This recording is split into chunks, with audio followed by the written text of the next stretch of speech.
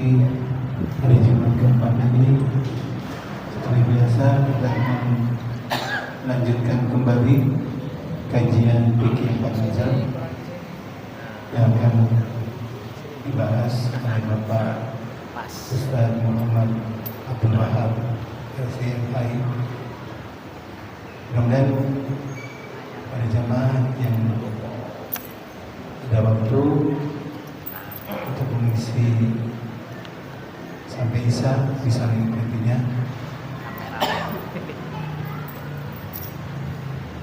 Mungkin nanti juga kita akan buka sesi tanya jawab. Kalau disediakan waktu oleh Pak Ustaz, yang mungkin bisa juga pertanyaannya di luar materi ini, tapi lebih baik di materi ini. Baik, mari kita sama-sama ikuti saja kajian pada malam hari ini. Itu kita sama-sama buka dengan bacaan basmalah. Bismillahirrahmanirrahim.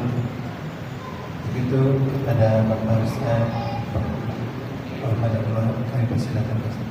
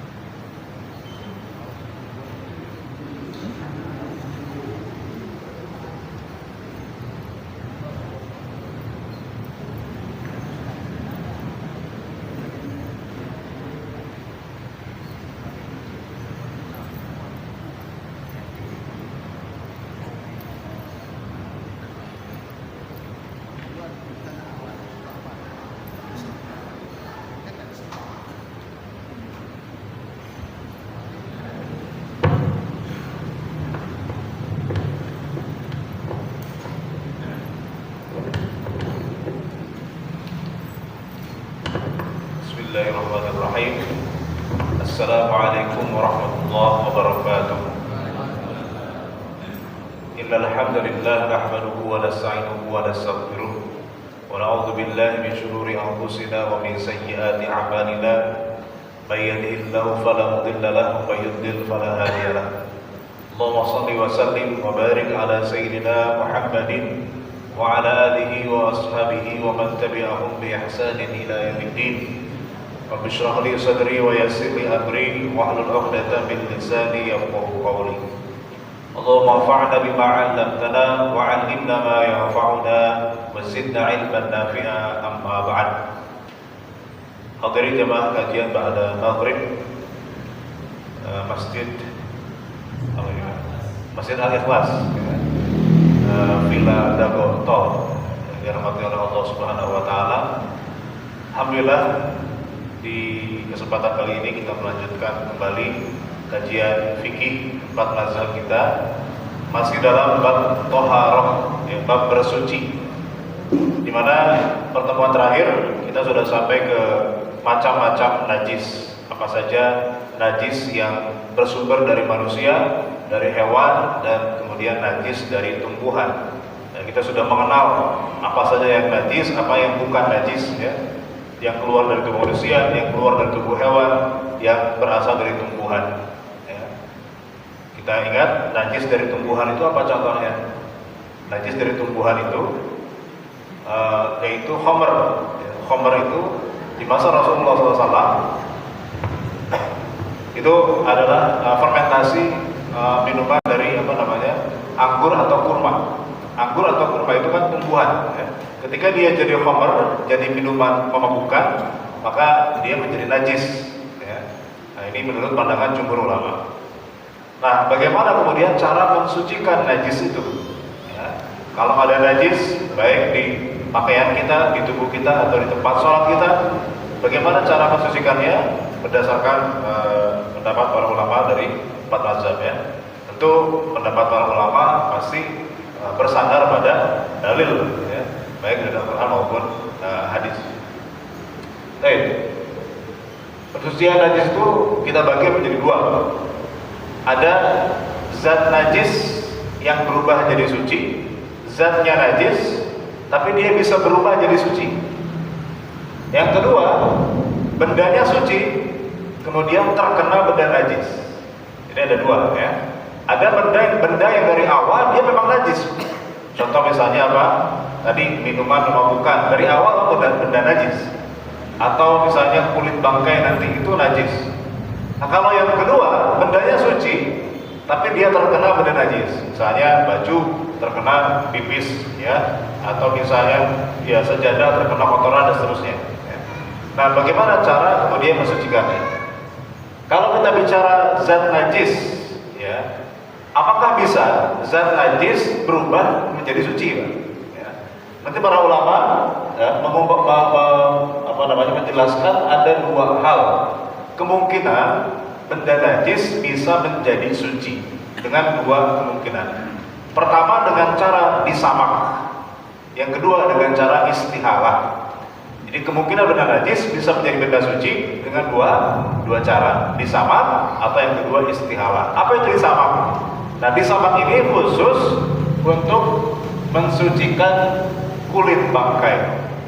Jadi kalau ada hewan, ya sapi misalnya Pak, kemudian jadi mati karena bukan disembelih, ya bangkai, dagingnya nggak boleh kita makan, ya. Tapi kulitnya itu masih bisa dimanfaatkan, walaupun kulitnya najis karena dibangkai. Boleh dimanfaatkan dengan cara apa? Dengan cara disamak. Disamak itu artinya dibersihkan, ya, zat-zat yang basahnya itu dilunturkan, ya, kemudian dijemur sampai kering, baru kemudian kulit itu sudah menjadi suci. Bisa dipakai buat bikin beduk, Pak, ya, bisa dipakai buat ya bikin baju segala macam gitu ya.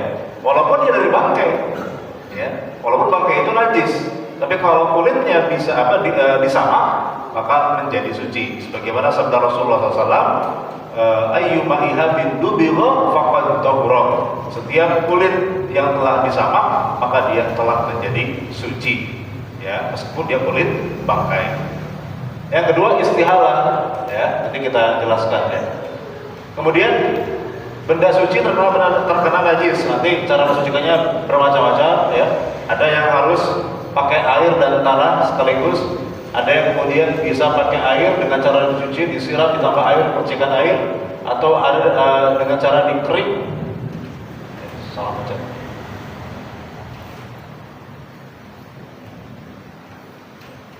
Kemudian ada juga dengan cara dikeset, dilap, dijemur, istinja atau istisbah. Baik, kita akan jelaskan satu persatu ya. Ini cara-cara mensucikan najis. Ya. Nah, jadi intinya kalau benda suci yang terkena najis, yang penting adalah ini Pak, hilang warnanya, hilang aromanya, hilang rasanya. Yang penting itu 3 indikator itu hilang ya. Jadi ada benda najis, misalnya ada kotoran, ada darah ya di baju kita. Gimana cara mensucikannya? Dengan cara apapun, kecuali kalau nanti najis mughalladhah ya. Ini harus ini air dan tanah. Tapi selain najis mughalladhah ini, maka yang penting ini warna, aroma, rasanya hilang. Warnanya nggak ada, dicium baunya udah nggak ada, bau pesing misalnya, bau amisnya kalau darah nggak ada, hilang ya. Ya agak sulit ini rasa deh ya. Rasa ini berarti harus dijilat gitu ya. Nah, nggak perlu dijilat juga. Yang penting dikira-kira, kata para ulama. Dikira-kira sudah nggak ada rasanya, ya. Jadi intinya ini warna, aroma, ya. Nah, dengan cara apapun, nanti kita lihat. Yang pertama tadi disamak ya. Kulit bangkai bisa jadi suci dengan cara disamak, ya. Yaitu mensucikan kulit bangkai. Ini berdasarkan hadis Nabi, idza tubiqal ihabu faqad tahura. Apabila kulit bangkai telah disamak, maka sungguh ia telah suci. Hadis riwayat Muslim. Kemudian ulama sedikit berbeda pendapat ya. Kulit apa yang boleh disamak, yang bisa menjadi suci ya? Pertama, kulit yang suci. Kalau kulit yang berasal dari hewan yang suci, maksudnya hewan suci itu hewan bukan bangkai, Pak. Hewan disembelih secara syar'i ya, kulitnya jelas boleh dipakai, boleh dimakan ya. Baik disamak atau tidak disamak boleh, suci dia, asalkan hewannya hewan yang suci ya. Yang kedua, kulit bangkai. Nah ini, kulit yang berasal dari hewan yang tidak disembelih dengan cara syar'i. Ketabrak mobil misalnya, sapi mati Pak, belum disembelih, bangkai dia, haram dimakan dagingnya. Tapi kulitnya ya, menurut mazhab Hanafi dan Syafi'i bisa disuci, bisa suci dengan cara disamak. Tapi dua mazhab yang lain memang tidak sependapat. Tetap kalau kulit bangkai tetap tidak suci walaupun disamak. Tapi mazhab Hanafi Syafi'i mengatakan boleh berdasarkan hadis ini ya. Idza dubiqal ihabu faqad tahura. Jadi ceritanya ada sahabat Nabi menemukan seekor kambing Pak, itu mati, belum disembelih. Terus mau dibuang gitu ya. Kata Nabi, kenapa nggak dimanfaatkan kulitnya? Kata sahabat, ini kan bangkai ya Rasulullah. Ya. Hal akhadtu ihabah. Kenapa nggak diambil kulitnya lalu disamak? Ya, kalau disamak suci kata Rasulullah, walaupun dia dari hewan bangkai. Ya. Nah, kalau kulit anjing babi gimana? Boleh nggak? Ya, ada anjing kulitnya diambil, ya, dipakai buat apa? Sepatu misalnya. Ada babi gitu Pak. Kan sekarang ada ya produk sepatu dari kulit babi. Boleh nggak? Ya. Jumhur mengatakan tidak suci. Jumhur itu maksudnya mayoritas ulama 4 mazhab ya. Mazhab Hanafi, mazhab Maliki, mazhab Syafi'i, mazhab Hambali sepakat mengatakan tidak boleh kalau dia kulitnya kulit anjing atau kulit babi. Kenapa? Dia najisnya najis ain, ya, najisnya najis berat gitu ya. Walaupun disamaknya nggak suci gitu ya. Namanya anjing, namanya babi itu selain haram dia najisnya najis ain. Bukan karena bangkainya. Kalau sapi ya dia najis karena jadi bangkai. Kalau disembelih nggak najis, tapi kalau anjing babi dari lahir dia sudah najis, ya. Dari lahir sudah najis ain. Maka walaupun disamak kulitnya tetap tidak boleh digunakan. Ya. Ini mazhab kebanyakan ulama. Sebenarnya ada satu ulama mengatakan suci, ya itu Abu Yusuf, tapi itu pendapat yang sangat minoritas, ya. Yang mayoritas mengatakan tetap tidak boleh. Jadi kalau ada nemu ya apa namanya itu sepatu atau dompet ternyata dari kulit babi. Nah ini najis Pak, tetap nggak boleh dipakai ya, karena dia kulit babi atau kulit anjing. Tapi kalau kulit bangkai selain anjing dan babi, walaupun dia bangkai ya, selama disamak ya, dikeringkan, dijemur maka menjadi suci. Ya. Nah kemudian ini yang kedua saya bilang tadi, benda najis bisa menjadi suci dengan cara istihalah. Apa itu istihalah? Istihalah itu Pak, benda najis berubah wujud menjadi benda lain. Wujudnya berubah. Jadi kalau ada benda najis, kemudian wujudnya berubah menjadi benda lain, maka dia menjadi suci.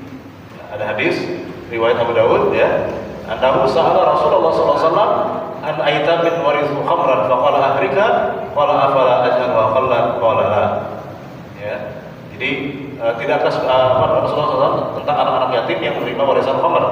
Rasulullah SAW buanglah. Dia bertanya lagi, tidakkah sebaiknya khamr dibuang menjadi cuka? Beliau SAW menjawab tidak.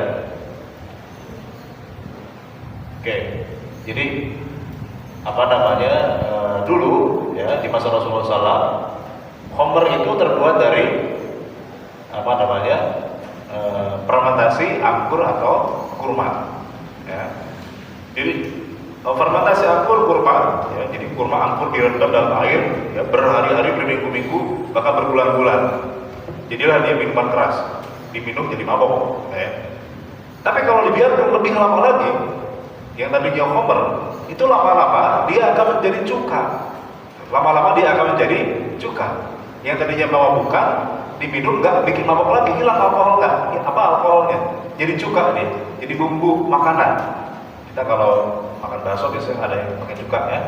Nah itu di masa Rasulullah, cuka itu tadinya adalah fermentasi anggur yang sebelumnya itu menjadi khamr dulu, jadi minuman keras, dibiarkan lebih lama lagi, lama-lama jadi cuka dia, hilang kadar alkoholnya, diminum nggak bikin mabok lagi.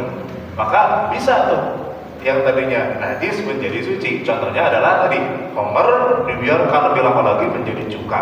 Gitu. Nah, walaupun tadinya adalah homer, tapi kalau sudah menjadi cuka, jadi nggak najis. Itu istihalah namanya, Pak. Berubah wujud, ya, berubah wujud.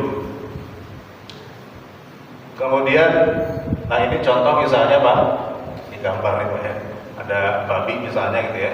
Kita taruhlah kita ngubur babi, ya, apa namanya, di bawah tanah. Jadi kita ngubur babi di bawah tanah, misalnya gitu, Pak, ya.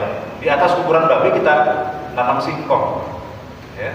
Jadi singkong itu dia tumbuh memakan unsur hara dari tanah yang ada bangkai babinya. Kira-kira makan singkongnya halal apa enggak? Jadi singkong merasa babi apa enggak, Pak?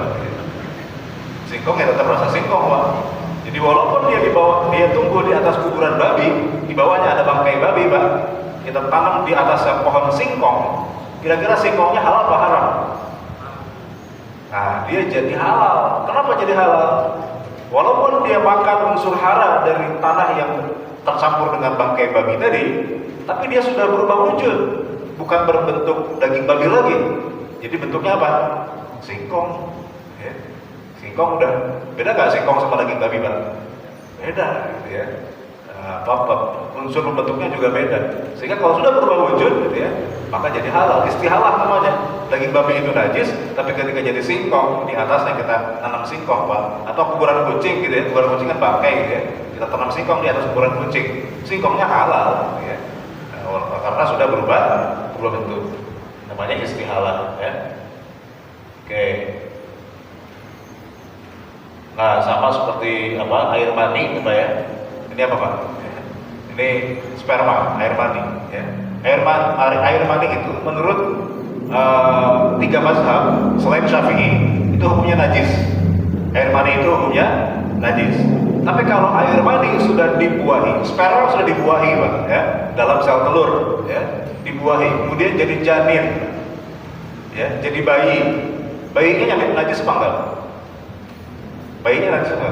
Kalau bayi najis, kita pun jadi najis, Pak. Padahal manusia nggak najis. Kalau kita najis, Pak, tiap salaman harus cuci tangan, Pak, kita. Ya. Tapi manusia nggak najis. Padahal manusia berasal dari sperma, yang mana sperma itu menurut 3 mazhab hukumnya najis. Nah, berarti karena sudah berubah bentuk, sperma menjadi janin, ya, menjadi manusia, menjadi bayi, maka tidak lagi menjadi najis. Itu namanya istihalah, berubah wujud. Jadi benda najis, kalau berubah wujud menjadi benda lain, menjadi yang suci, maka hilang status najisnya.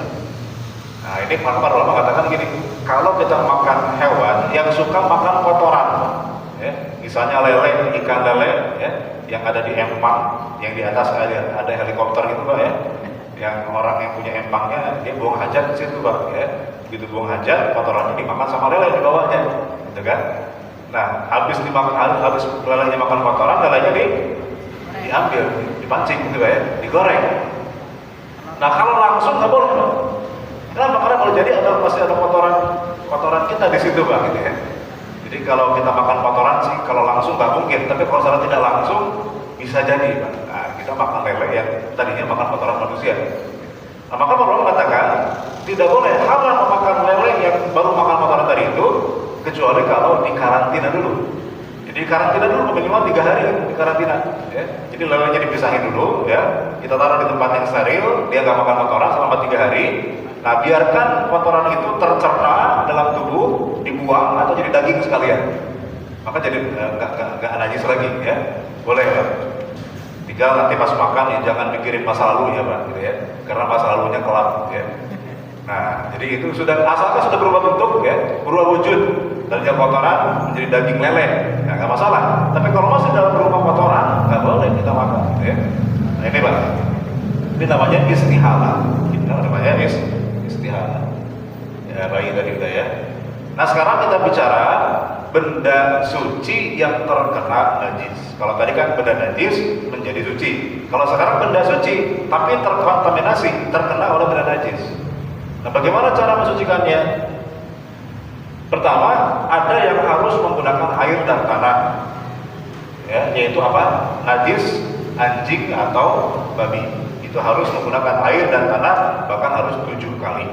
Ya, sebagaimana hadis Rasulullah SAW, "Tahuru inaya ahadikum idza walagha fil qalbu an yaghsilahu sab'a marratin ulahunna biturab." Cara mensucikan wadah kalian yang dijilati oleh anjing, maka harus dengan 7 kali, salah satu dengan tanah. Rasulullah SAW. Jadi ini namanya najis mughalladhah, najis berat. Karena cara mensucikannya berat, harus 7 kali. Baru 2 kali, Pak. Padahal sudah wangi, sudah harum, sudah kinclong. Tapi baru 2 kali. Sudah suci atau belum, Pak? Belum suci. Harus 7 kali, salah satu dengan tanah. Jadi nggak cukup 7 kali dengan air semua, harus ada tanah salah satunya. Nah itu baru kemudian dianggap suci. Nah namanya najis mughalladhah, yaitu anjing dan babi. Walaupun hadisnya cuma anjing doang yang disebut, Pak. Al-kalbu ini anjing, ya. Tapi kenapa babi ikut-ikutan? Ya. Nah ini perlu mengatakan karena ini dikias, kias namanya kias aulawi. Anjing aja najis, apalagi babi, ya. Nah, karena babi lebih buruk daripada anjing. Karena babi diharamkan secara khusus dalam Al-Quran, ya kan? Disebut secara khusus, ya. Disebut secara khusus babi dalam Al-Quran, sehingga babi itu pasti lebih buruk daripada anjing, ya. Anjing aja najis mughalladhah, apalagi babi atau kias. Walaupun hadisnya hanya menyebut anjing saja, tapi babi ikut, gitu ya. Jadi najis babi, najis anjing itu sama-sama harus 7 kali, salah satu dengan tanah, ya.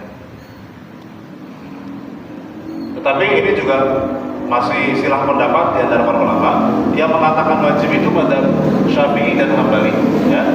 Wajib. Jadi wajib 7 kali dan salah satu dengan tanah. Tapi mazhab Hanafi dan Maliki tidak wajib 7 kali dengan salah satu dengan tanah, ya. Walaupun sekali tapi sudah bersih sudah cukup. Ini mazhab Hanafi dan Maliki, ini sunnah aja. Maka mazhab yang kedua ini, Pak, kita bisa pakai kalau lagi darurat, ya. Lagi darurat, misalnya lagi di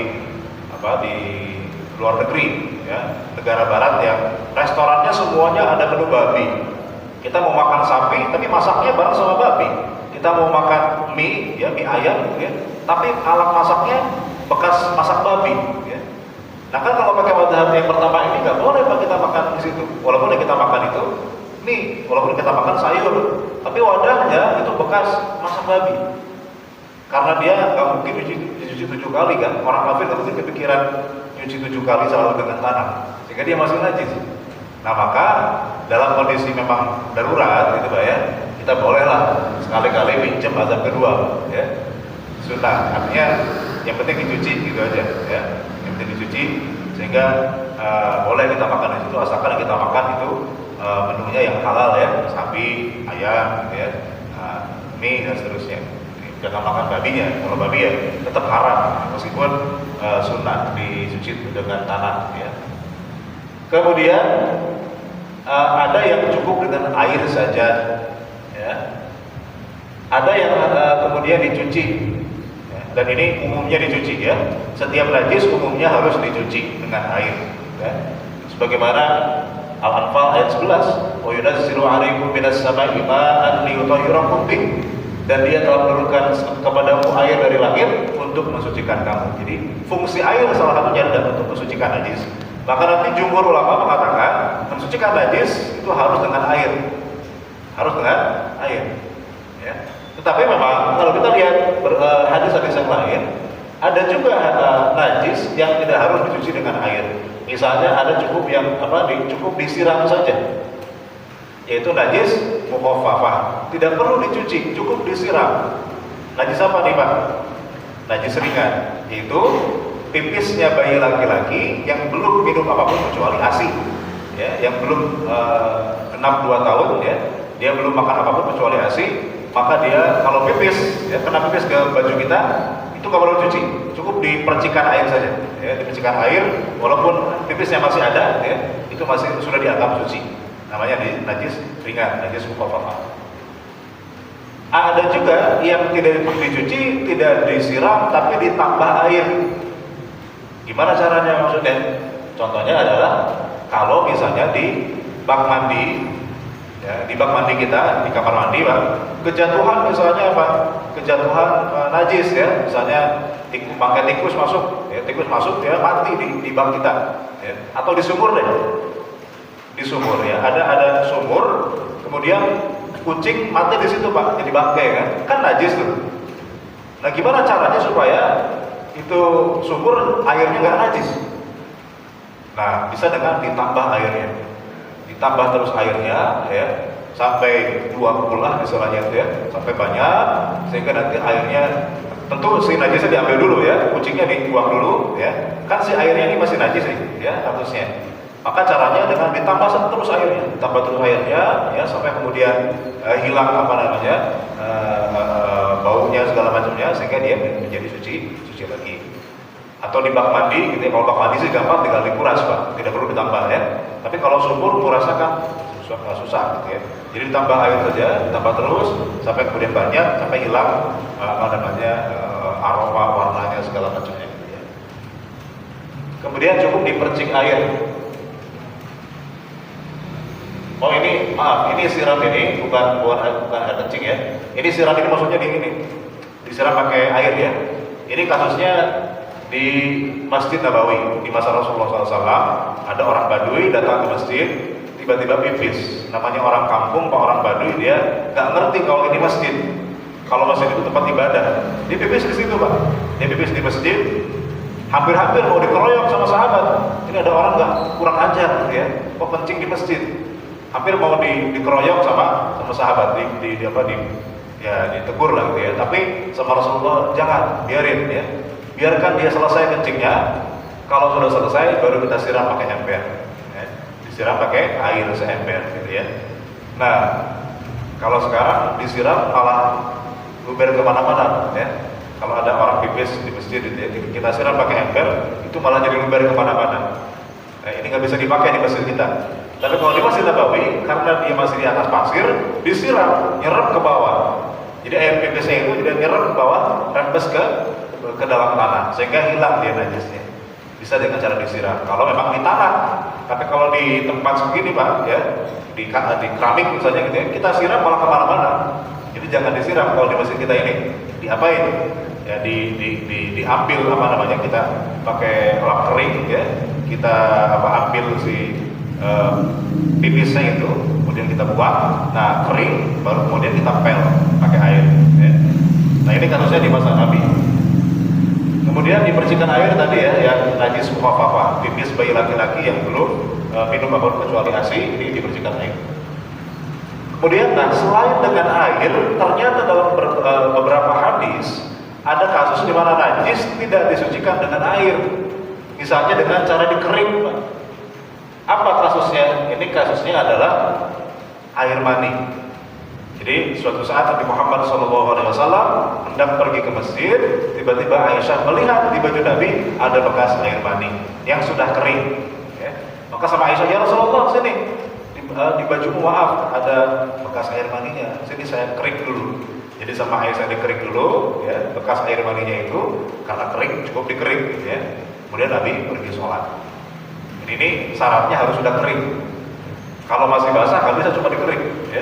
Tentu harus dicuci. Kalau sudah kering bisa cuma dikering, asalkan hilang, ya. Kemudian apa lagi? Dikeset. Ya, ini hadisnya, ya, tentang najis dalam sendal, gitu ya. Kata Rasulullah SAW, "Fa'idza ja'a ahadukumul masjid falyaqlib na'lahu falyanzur fiha fa in ra'a fiha khabasan falyumissahu bil ardi tsumma liyusalli fihi." Kata Nabi, kan dulu para sahabat Pak, itu kalau ke masjid sholatnya pakai sendal, karena di atas pasir nggak ada keramik. Kalau kita kan lepas sendal. Kalau di zaman Nabi sholatnya pakai sendal. Nah kadang-kadang begitu masuk masjid, di bawah sendalnya itu ada najis. Maka kata Nabi, kalau kamu masuk masjid, lihat di bawah sendal kamu bersih apa enggak. Nah kalau ada najis, kata Nabi, maka bagaimana cara menghilangkannya? Falyumissahu bil ardi. Maka hendaklah ia gosokkan kotoran itu ke tanah. Digosokkan ke tanah, gitu ya. Setelah itu hendaknya ia sholat dengan tangan keduanya. Jadi nggak dicuci, cukup digosok ke tanah sampai kotorannya itu hilang, sampai najisnya itu hilang. Jadi dengan cara apapun sebetulnya Pak, ya, dengan digosok asalkan najisnya hilang bisa. kemudian dilap. Nah kalau dilap ini kasusnya adalah ketika perang ya. Jadi ketika perang, pedang itu kan dipakai buat membunuh ya, buat membunuh lawan. Pedangnya itu kan berdarah ya. Ketika mau dibawa sholat, pedangnya itu dilap ya.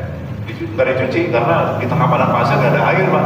Jadi dilap pakai air, dimasukkan ke sarungnya lagi, dibawa sholat ya, bisa seperti itu. Asalkan tadi ya dilap najisnya. Kemudian dijemur ya. Nah, ini berdasarkan hadis riwayat dari Az-Zairaqi, ayyuma ardin jaffat faqad zakat. Tanah yang telah mengering, maka tanah itu telah suci.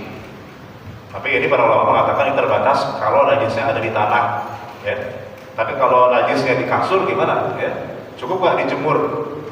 Karena kadang-kadang kita punya kasur, punya anak kecil ya, kan suka ngumpul di atas kasur. Itu cara mensucikannya gimana? Ya. Kalau jumhur ulama, kebanyakan ulama mengatakan tetap harus pakai air itu. Ya. Caranya gimana? Nggak perlu dicuci, ya, nggak perlu dicuci semuanya, nggak perlu laundry enggak, ya. Caranya dikeringkan dulu air begisnya, misalnya dijemur atau dibiarkan sampai kering. Setelah kering, baru kemudian disiram pakai air, disiram pakai air sampai agak rembes gitu ya. Pipisnya itu sudah hilang, baru kemudian kita keringkan atau biar kering sendiri sehingga baunya hilang ya, tidak ada warnanya, tidak ada baunya, maka suci. Jadi itu nggak perlu dicuci semuanya, cukup di tempat yang ada pipisnya aja ya, dikeringkan lalu kemudian disiram air, dikeringkan lagi, nah, selesai. Itu cara mencucikannya ya. Kemudian takwir, apa takwir? Nah ini kasusnya. Dulu di zaman Nabi itu kan suka, para sahabat itu suka bikin minyak gitu ya, lemak hewan jadikan minyak gitu ya.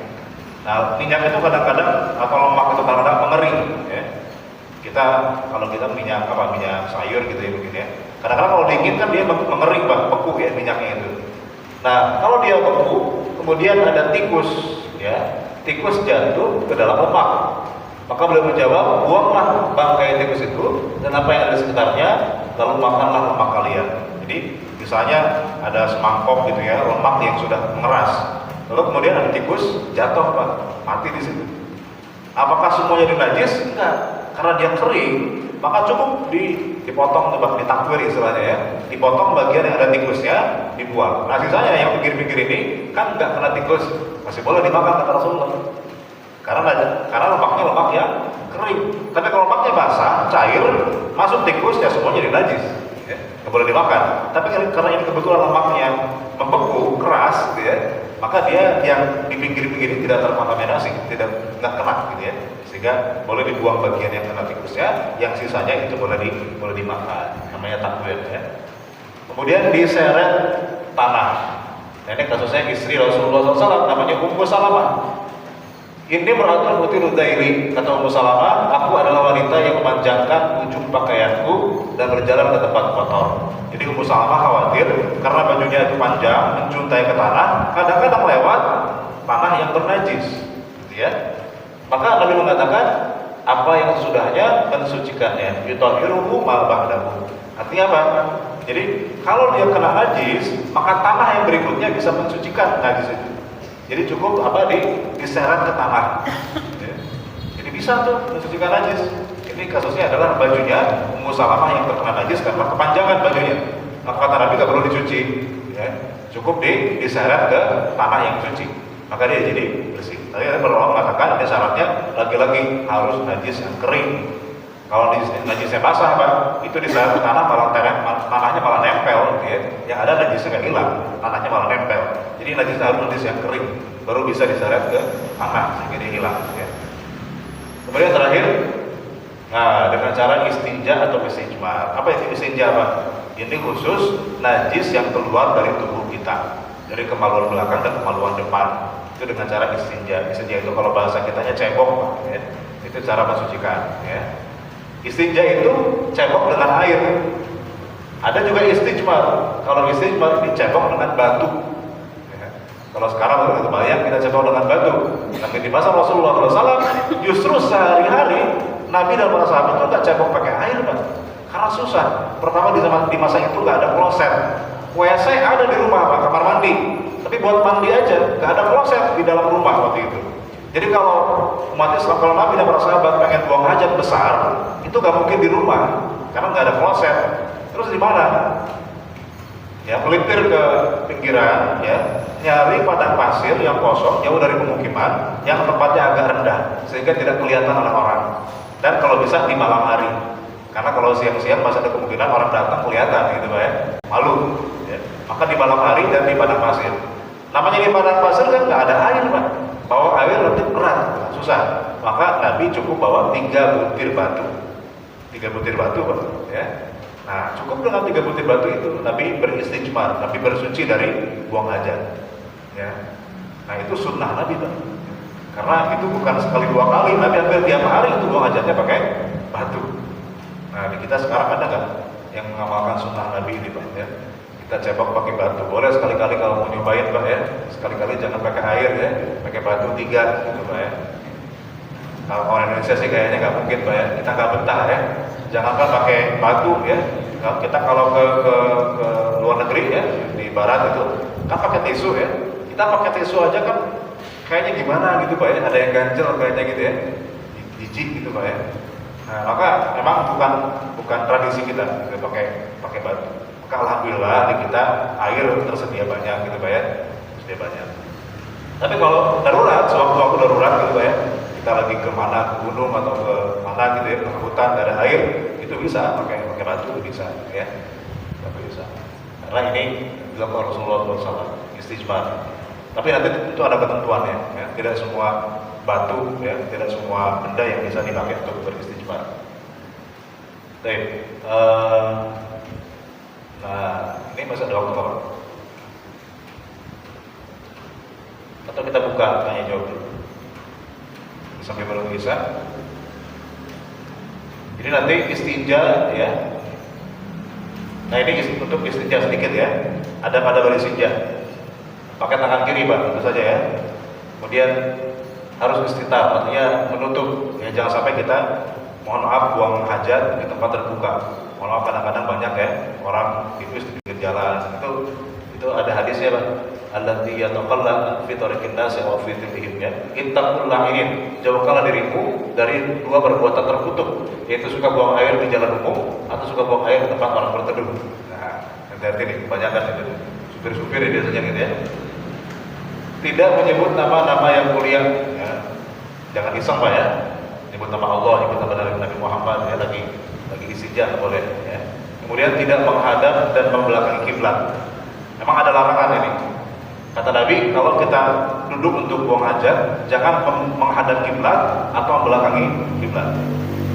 Nah, pertanyaannya, sekarang kamar mandi di rumah Bapak sekalian itu menghadapnya ke mana Pak? Kiblat ke barat Pak. Berarti nggak boleh ke barat, nggak boleh ke timur. Karena kalau ke barat menghadap kiblat, kalau ke timur membelakangi kiblat. Berarti harusnya ke mana? Ke utara atau ke selatan.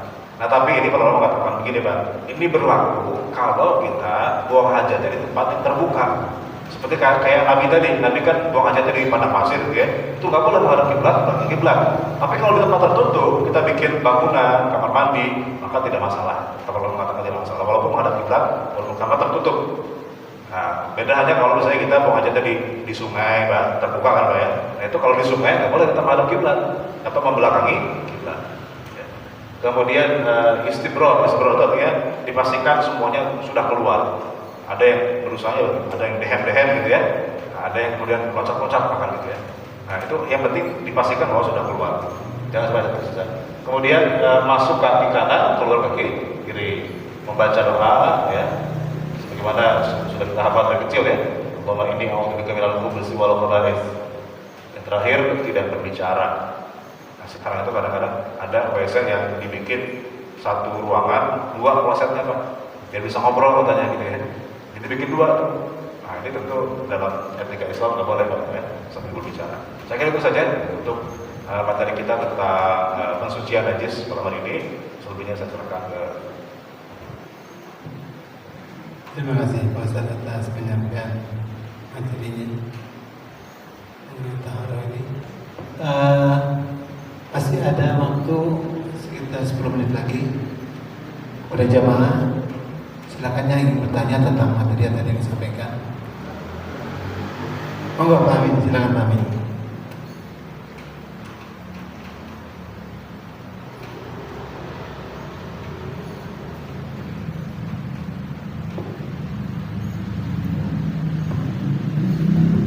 Assalamualaikum warahmatullahi wabarakatuh. Waalaikumsalam. Ustaz, sedikit bertanya, ini kaitannya dengan aplikasi sehari-hari Ustaz ya, berkaitan dengan benda haram kemudian bisa menjadi halal. Ini berkaitan dengan parfum Pak. Apa? Parfum. Kalau Parfum. parfum kalau yang agak mahal-mahal amat itu kan ada campurannya alkohol ya Pak ya. Ya. Kemudian yang kita sih nggak tahu dia aja yang penting bisa dijangkau, kemudian kita semprotkan buat sholat dan lain sebagainya. Bagaimana Ustaz? Perihal parfum yang ada kandungan alkoholnya itu tetap haram atau diperbolehkan? Terima kasih Ustaz. Assalamualaikum warahmatullahi wabarakatuh. Waalaikumsalam warahmatullahi wabarakatuh. Jadi begini Pak, yang najis itu sebetulnya bukan alkohol. Yang najis itu adalah khamr. Apa itu khamr? Khamr itu minuman yang memabukkan. Itulah yang najis. Memang salah satu elemen di dalam minuman itu ada alkoholnya. Tapi bukan berarti khamr itu adalah alkohol. Khamr itu adalah minuman yang memabukkan. Itu definisi khamr. Nah, khamr itulah yang najis. Tapi kalau alkohol yang dibuat ya sintetis gitu ya, yang buat obat, ya, apotek gitu ya, yang 70% ya, atau misalnya campuran parfum, maka itu bukan khamr ya. Coba aja Pak, kalau nggak percaya misalnya beli alkohol 70% di apotek ya, terus diminum, kira-kira mabok apa enggak?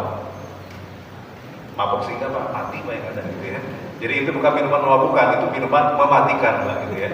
Nah berarti bukan khamr lagi, karena khamr itu definisinya adalah minuman yang memabukkan. Nah itu ada di misalnya wine ya, atau fermentasi kurma, anggur, nah itu baru dia khamr, yang najis. Tapi kalau alkohol yang diproduksi terpisah, bukan dari minuman keras gitu ya, memang buat campuran parfum atau buat obat ya, atau buat kan di benda-benda sehari-hari juga ada Pak alkohol ya, cat ada nggak alkohol itu Pak ya? Nah, di benda-benda bahkan di makanan kita pun itu mengandung alkohol gitu ya. Nah, jadi alkohol khamr tidak sama dengan alkohol. Alkohol hanya salah satu unsur pembentuk dari khamr itu. Tapi kalau alkohol yang murni yang diproduksi ya di luar dari minuman keras ya, maka itu bukan khamr, sehingga tidak masalah. Walaupun ada memang sebagian ulama yang mengatakan tetap itu najis ya. Misalnya kalau di Indonesia ada fatwa dari almarhum Profesor Ali Mustafa Yakub, mantan masjid besar imam besar Masjid Istiqlal.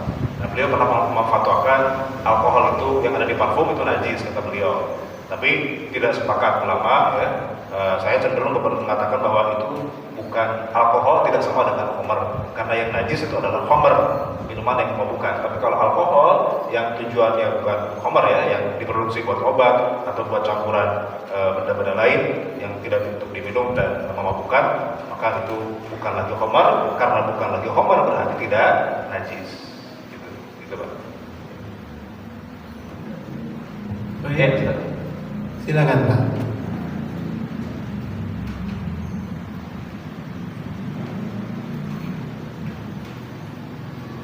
Bismillahirrahmanirrahim. Waalaikumsalam warahmatullahi Yang bisa belajar Ustaz, batasan-batasan untuk pengambilan dalil, istiqamah dalil, dalil, dalil. Oh ya. dan pemakaiannya dalam situasi bagaimana. Saya ambil contoh tadi kan, yang untuk menjelaskan ketika kulit anjing dan kulit babi disamak, ada dua pendapat yang berbeda. Ya. Kemudian mayoritas jumhur mengatakan itu tidak boleh. Boleh. Yang satu pendapat minoritas boleh. Ya. Nah, seandainya seseorang melakukan ibadah dengan standar minimal, ketika dia mengambil dalil Abu Yusuf, Ya. bagaimana seseorang ini melakukan, apakah tertolak dalam ibadahnya? Begitu saja. Ya. Baik, jadi tidak semua perbedaan itu bisa kemudian kita ambil ya. Kadang ada perbedaan yang sifatnya itu seimbang gitu ya, dalilnya sama-sama kuat. Tapi kadang ada perbedaan yang kemudian antara mayoritas dengan minoritas. Yang satu dalilnya kuat, didukung oleh mayoritas ulama, yang satu memang ini agak minoritas nih ya. tentu ini kita tidak sembarangan mengambil, oh ini yang penting ada yang mengatakan boleh kita ambilkan, ya. Tetap bahkan ketika sama-sama kuat pun, misalnya yang satu mengatakan haram, yang satu mengatakan halal, maka kaidahnya adalah al-khuruj minal khilaf mustahab. Keluar dari perbedaan pendapat itu lebih dianjurkan. Jadi kita lebih ambil pendapat yang lebih hati-hati, itu lebih baik, gitu ya. Apalagi ini yang satu nggak seimbang, yang satu ini minoritas, dalilnya lemah, yang satu didukung oleh pendapat jumhur ulama. Nah, maka tentu yang kita ambil adalah yang lebih hati-hati, yang lebih didukung oleh kebanyakan ulama, yang dalilnya lebih kuat. Nah, masalahnya kita nggak tahu Pak, dalilnya lebih kuat yang mana, kita kan nggak belajar itu, gitu ya. Nah, maka itu disebutkan dalam kitab fikih, kalau kita baca memang, nah itu diperbandingkan. Maka fikih perbandingan itu tujuannya itu untuk membandingkan dalil yang kuat yang mana, gitu ya. Mana yang mayoritas, mana yang minoritas. Nah, supaya kita terpetakan mana ini pendapat yang bisa diambil, yang mu'tabar istilahnya, yang diakui, mana pendapat yang kira-kira ini lemah dan seharusnya tidak diambil. Itu gunanya kita belajar fikih perbandingan. Jadi supaya memetakan mana nih pendapat yang kita boleh ambil, mana pendapat yang kira-kira ini kayaknya nggak perlu diambil karena terlalu beresiko, ya. Beresiko secara dalilnya lemah, kemudian juga secara jumlah ulama yang mengatakannya juga sedikit atau bahkan cuma satu orang, ya. Jadi itu Pak. Jadi ambil yang memang lebih kuat, lebih walaupun sama-sama kuat, nah tetap yang kita ambil adalah yang lebih hati-hati, yang utama. Baik, ada 3 menit lagi, Bapak-bapak yang ingin bertanya. Silakan, Ustaz. Waalaikumsalam.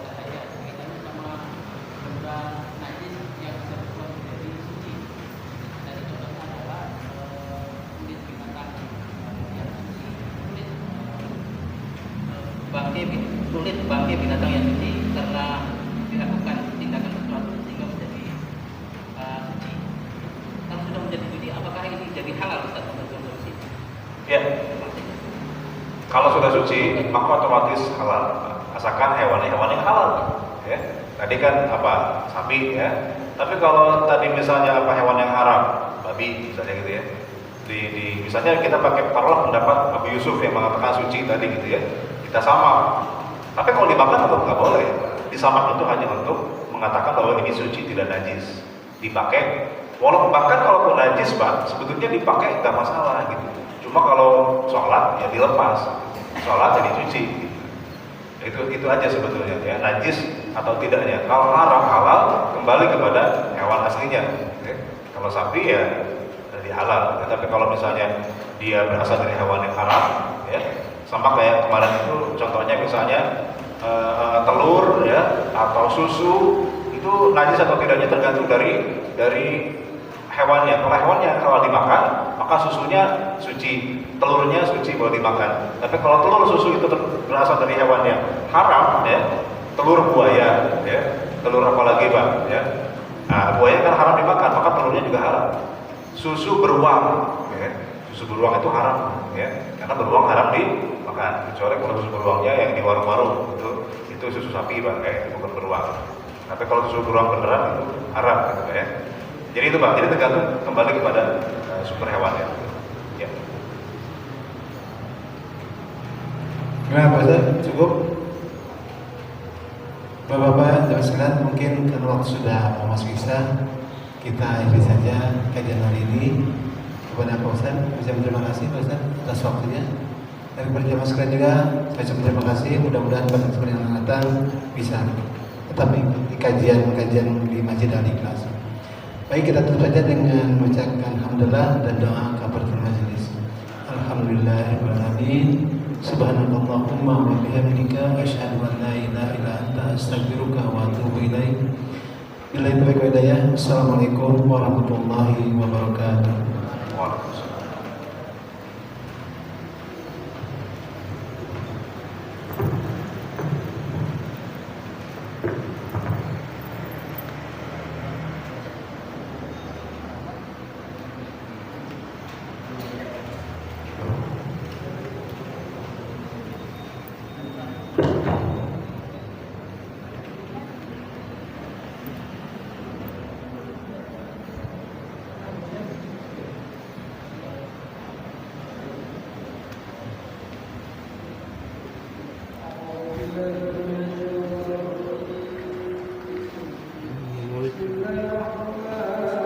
langsung gimana? Aku masuk ya. Sekarang masuk. Sekarang masuk tadi. Masih merekam. Ada 4 orang. Aduh. Siapa aja 4 orang?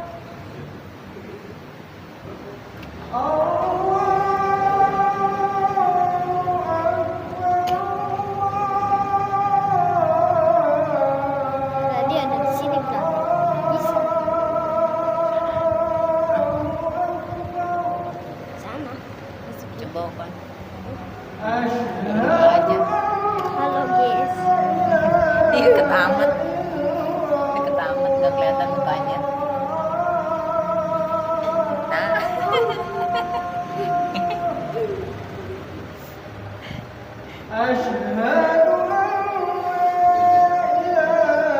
Gak boleh. Kalau kayak gini gak boleh.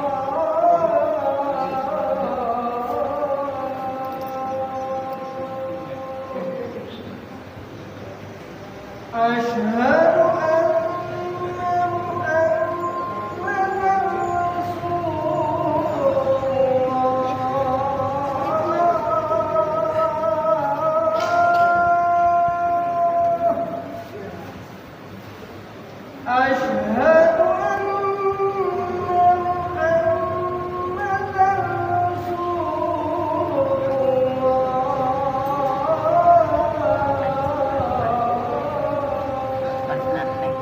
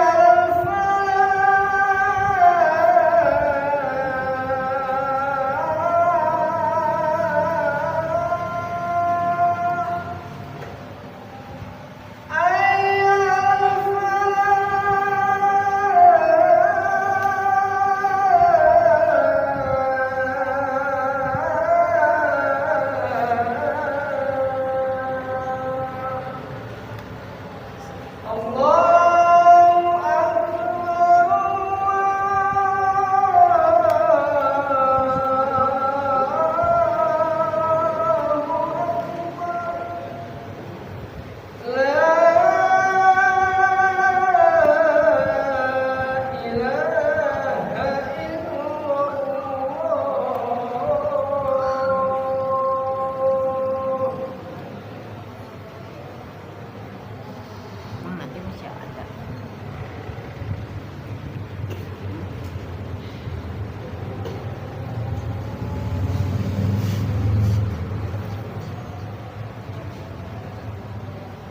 Udah lah. Udah dimatiin. Udah dimatiin.